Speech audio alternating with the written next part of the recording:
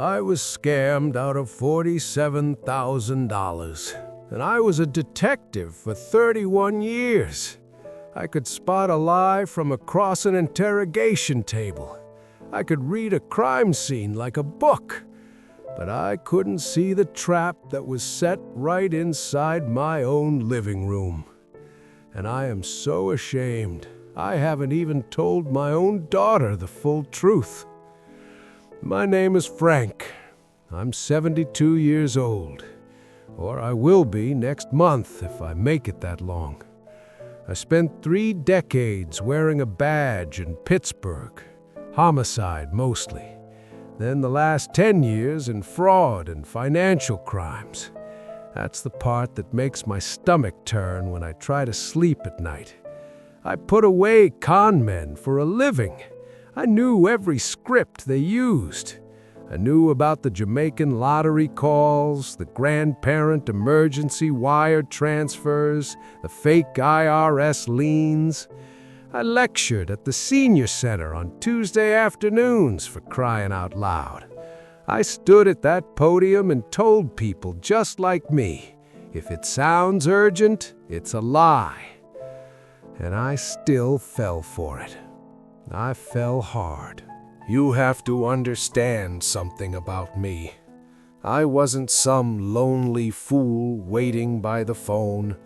At least, I didn't think I was. After Eleanor passed in 2019, I kept the house in order. I mowed the lawn, I balanced the checkbook to the penny. I had my pension, my gun locked in the safe, and my routine. Routine is the armor of a widower. It keeps the quiet from getting too loud. I was careful. I shredded every piece of mail with my name on it. I had 2-factor authentication on my bank account. Well, I thought I did. I prided myself on being the one person in the neighborhood who wouldn't get taken. I was the guy my neighbors called when they got a weird pop-up on their computer screen. "Frank, is this real?" they'd ask, and I'd go over, fix it, and give them the same look I gave rookies, the look that said, "You should know better." But being smart and being safe are 2 different things. And being smart doesn't protect you from being tired or from being scared. It started on a Thursday afternoon, the kind of Thursday where the sky is gray and the air is too heavy. I was sorting through a pile of old tax returns, wondering if I should just burn them all in the fire pit out back, when my cell phone buzzed. It wasn't a ring, it was that specific, sharp buzz that makes your neck hairs stand up. The screen said, "Fraud alert, M&T Bank." I didn't panic, not at first. I had seen these before. Usually it's a text that says, "Did you charge $1.83 at a Starbucks in Phoenix?" and you just reply, "No." But this wasn't a text. It was a push notification from the app itself, or it looked exactly like the app. The message read, "Suspicious activity. Wire transfer of $9,800 initiated. If this was not you, call immediately. 1-800-557-2291. I didn't click the link in the notification. I'm not an idiot. I went to the back of my bank card and dialed the number on the physical plastic. But as I was holding the card up to the light, trying to read the tiny black numbers, the phone rang again. Same number as the notification. 1-800-557-2291. I answered it, and that was the first domino. "Mr. Morrison." The voice was calm, male, middle-aged. He had that specific cadence, the one I used to use in the interview room when I wanted someone to trust me. Slow, assured, slightly apologetic for disturbing me. This is Daniel Cross, Senior Fraud Investigator with M&T Bank's Digital Security Division. I'm calling in reference to case number BT7742. He gave me a case number. That's the trick. It sounds official. It sounds like something already in the system. We've flagged a very aggressive attempt to access your account via a device in Dallas, Texas. They're trying to push a wire transfer to a Wells Fargo account held under the name Crest Point Holdings. We've frozen the transfer, but sir, the methodology they're using suggests they have your full online banking profile, not just the password, the whole profile. I remember standing up. The tax papers fell off my lap onto the floor. My heart started doing that thing, that heavy thump in the ears. "Did you say my profile?" I asked. "What does that mean?" "It means, Frank, may I call you Frank? It means they've cloned your device ID. They're inside the perimeter. Right now, your balance is showing $47,213.44. Is that correct?"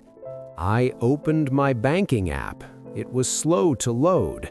The little wheel spun, and there it was, $47,213.16.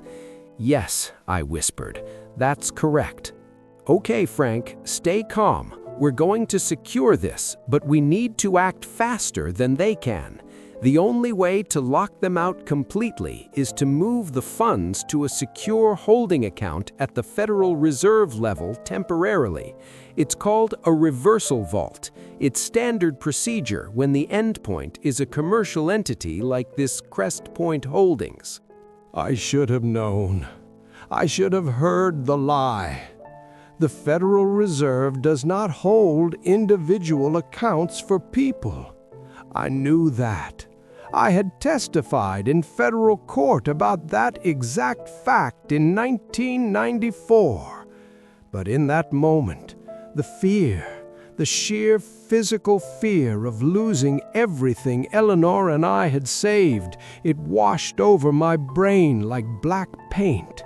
It covered up the facts. It covered up the 31 years of training. We're going to do this together. I'm going to stay on the line. I've already filed a temporary block on your account. You won't see it on your end yet. It takes the visual interface a few hours to catch up to the back-end security protocol, but I see it here on my green screen. He used the term green screen. That's what we called the old mainframe terminals at the precinct. It was a small detail, a granular detail, that made him feel like law enforcement. Now, I'm sending you a verification code to your phone now. Can you read that back to me to confirm your identity? The phone buzzed. A text message from a 6-digit short code. M&T Bank. Your secure access code is 882491. I read it to him. Perfect. Identity confirmed. Now, I need you to open the main menu and select Transfer. You're going to add a new external account. I'm going to give you the routing number for the reversal vault. Are you ready with a pen? I had a pen.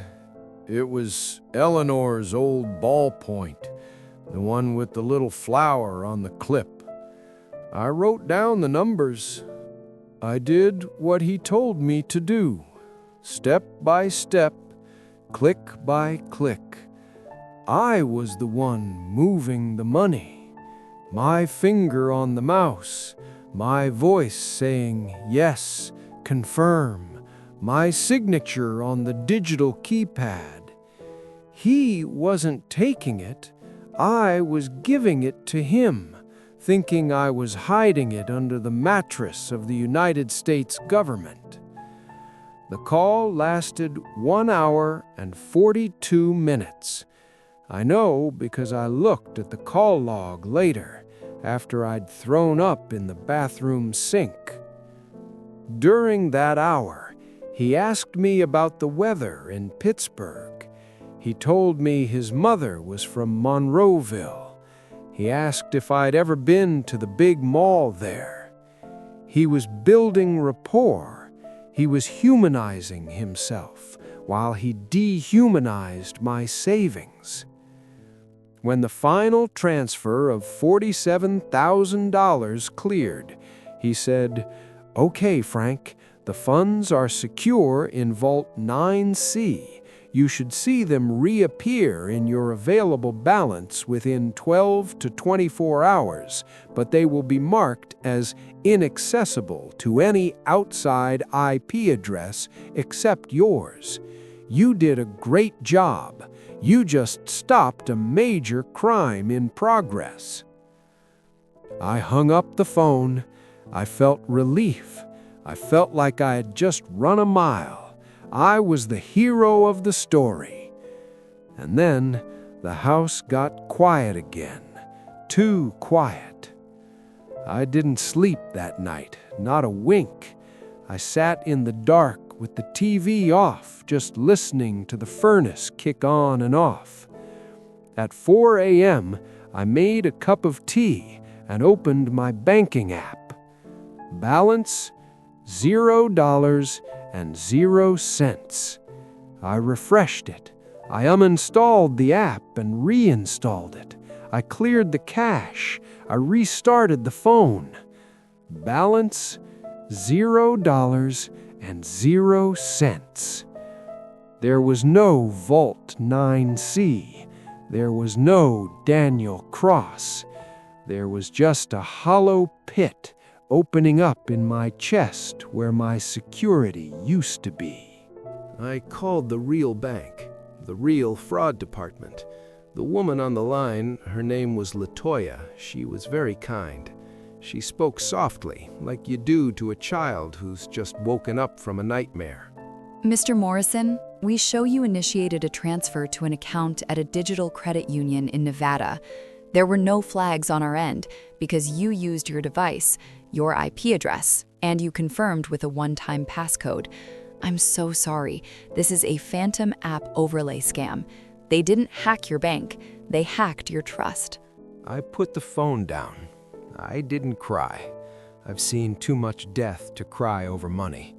But I sat there in my chair, and I felt a kind of shame I'd never felt before. It wasn't the shame of being broke. It was the shame of being known. They knew exactly what buttons to push. They knew that a widowed ex-cop would respond to a case number and a calm voice. They knew I was alone. And I want to pause the story right here. I want to stop and talk directly to you, not as a victim on a screen, but as a man sitting in his living room, looking at you through this camera. Please, I'm begging you. I didn't think I'd ever be the one saying this, but please share this video. Send it to your brother, send it to your friend from church, send it to the guy at the VFW who thinks he's too sharp to get conned, because that's what I thought. I thought this was a crime for the gullible and the weak. It's not.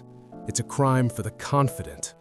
Don't let your pride or my pride be the reason someone else opens their banking app to a big fat zero. I can take the embarrassment if it saves one person from this feeling of the floor dropping out from under you. That's all I ask. Just share it. The days after the loss were worse than the loss itself. I had to go to the branch in person. I had to sit across from a young man named Tyler, who was maybe 26 years old. He had a tight tie and a plastic smile. He looked at my transaction history and then he looked at me, and I saw it, that flicker in his eyes. Pity, or worse, judgment. Mr. Morrison, we've filed a report with the Cybercrimes Unit, but as the transfer was authorized by you, the bank is not liable for the funds. Not liable. Those two words are a steel door slamming shut. I walked out of that bank into the parking lot and the sun was too bright. It felt like a spotlight. I got in my car, a 2012 Buick that Eleanor picked out because of the comfortable seats, and I just sat there. I couldn't turn the key, because turning the key meant driving home to a house where I had just erased our safety net. $47,000. That was the new roof. That was the cushion for if I got sick. That was the emergency fund for my granddaughter's college if her parents hit a rough patch. And I gave it away like I was ordering a pizza. I slammed my hand on the steering wheel so hard the horn honked and scared a flock of pigeons off the telephone wire. I finally let it out. Not tears, just this low, guttural sound, like an animal caught in a trap that had set for itself. I called my daughter the next day. I didn't tell her about the money. I couldn't. I just said I wasn't feeling well and could she bring over some soup. When she came, she saw the mail piled up on the floor. She saw the way I flinched when her cell phone buzzed. She knows something is wrong. She thinks it's just the grief for Eleanor catching up. One day, maybe, I'll tell her the truth. But right now, the shame is still too heavy. It's a weight I carry in my pocket next to my wallet, which is now mostly full of receipts and regret. I've had to change the way I live. I started buying the store brand coffee instead of the Folgers. I canceled the newspaper delivery. I keep the heat at 62 degrees, and I wear Eleanor's old wool sweater around the house. It smells like her, and it keeps me warm, but it doesn't keep the cold out of my bones. That cold is from the inside. I am telling you this not for sympathy. I'm telling you this because the man on the phone, Daniel Cross, or whatever his real name is, he sounded exactly like me. He sounded like the guy you want to help you. He sounded like the good guy.